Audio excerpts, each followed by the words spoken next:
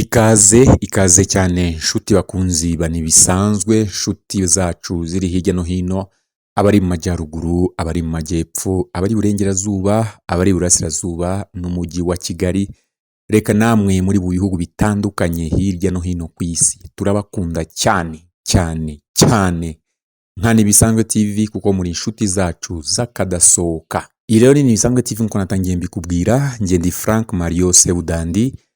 Ikiganiro tugiye kubaganirira rero ni ikiganiro kijyanye n'umugore w'umurundikazi.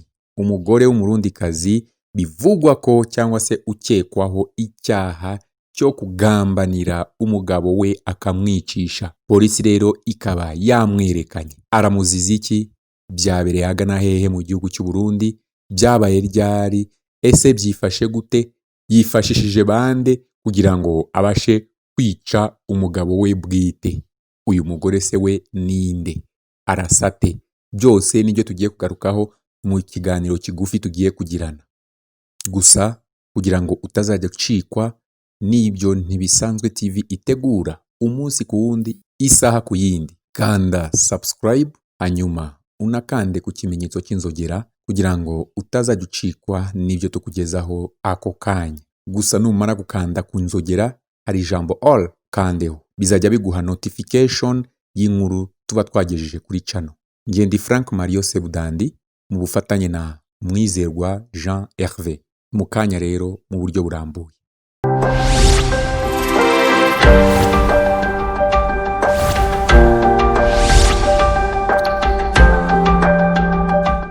Kuwa gatatu w'iki cyumweru, polisi y'u Burundi yerekanye umugore ukiri muto n'abagabo babiri bakekwaho kwica uwitwa Thierry Kubwimana. Yapfuye arashwe mu Gushyingo 2020. Ifoto y'umugore ukiri muto ari kumwe n'umugabo nawe uri muto yakwiriye ku mbuga nkoranyambaga mu Rwanda. Mu gatuza k'umugabo handitseho ngo RIP cyangwa RIP, bisobanuye ngo ruhukira mu mahoro, rest in peace. Hari bamwe baketse ko ari inkuru y'ibyabereye mu Rwanda, ariko siko bimeze, ahubwo ni amahano yabereye i Burundi.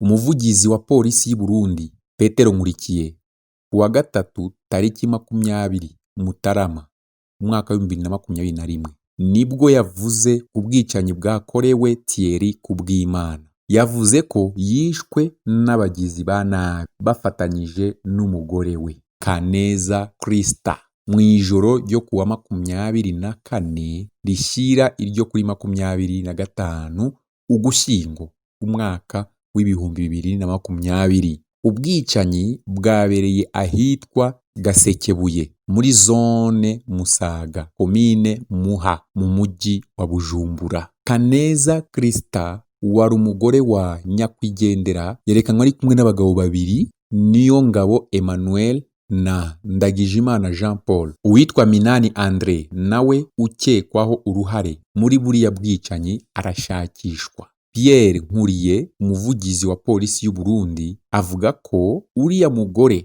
ubwicanyi bukimara kuba yagiye ahitwa Rohero.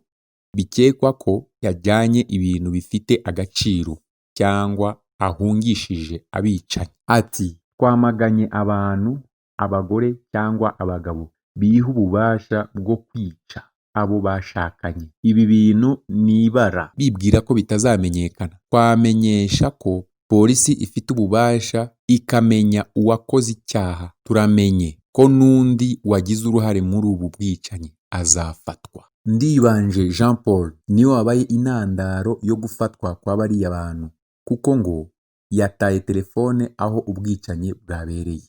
Nkurikiye avuga ko uriya mugabo mbere yo kwicwa yabanje kwirwanaho nk'uko iperereza ryabigaragaje. Ngo abamwishe babonye ko abananiye baramurasa. Amiso TV yo ikorera kuri YouTube ifite ijwi ry'umuntu udashira amakenga ibya buriya bwicanyi. Ngayo nguko rero inkuru y'ubwicanyi uvugwa ko ari ubwicanyi bw'umugore wateguye kugira ngo yice umugabo we.